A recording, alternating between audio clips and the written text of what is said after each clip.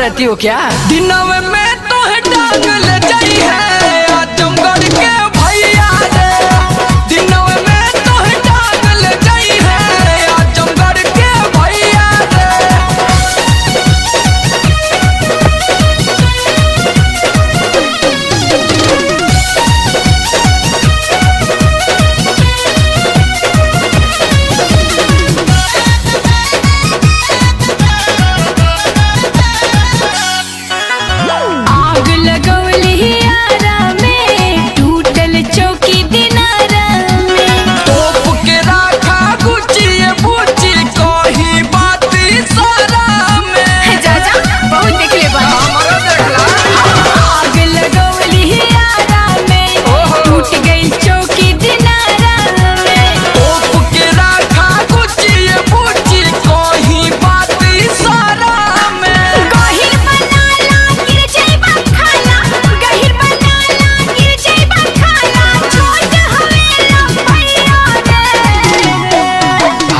जब देव न गड़ा दिनवे में तो है टांग ले जाई है आजमगढ़ के भैया रे।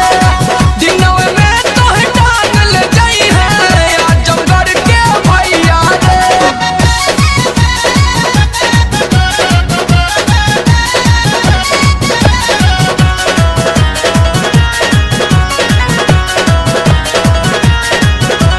जनी गरम कर पारा हो हमके देखा के 2000 हो। गोटी के गोटी लुटाई भी रानी भीतर के खोला न जा रहा हो। अच्छा ये बात बा नहीं उबाला जनी गरम कर पारा हो हमके देखा के 2000 हो। गोटी के गोटी लुटाई भी रानी भीतर के खोला न जा रहा हो। गट्टी के गट्टी धैले पानी गट्टी के गट्टी धैले पानी के होना किन भैया रे। और भीतर करना तो छापा पड़ जाई। दिनवे में तो है टांग ले जाई है आजमगढ़ के भैया रे। दिनवे में तो है टांग ले जाई है आजमगढ़ के भैया रे।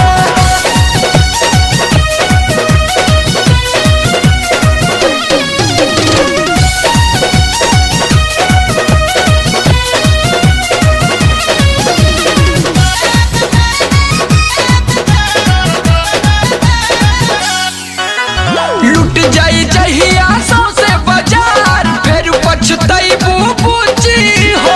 मान गईली तहरा के समर राजा सोच रखेला ऊंची हो। अरे हम एम्मे में पास बानी। उता बुझाते बा लुट जाई जहिया सौसे बाजार फिर पछतैबू पूछी हो। अरे मान गईली तहरा के समर राजा सोच रखेला ऊंची हो।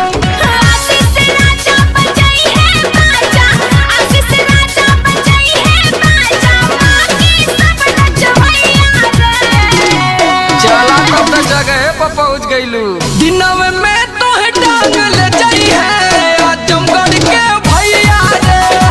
दिनवे में तो है टांग ले जाई है आजमगढ़ के भैया रे। तो टांगला चल तब गोदान का टाइम हो गईल बा।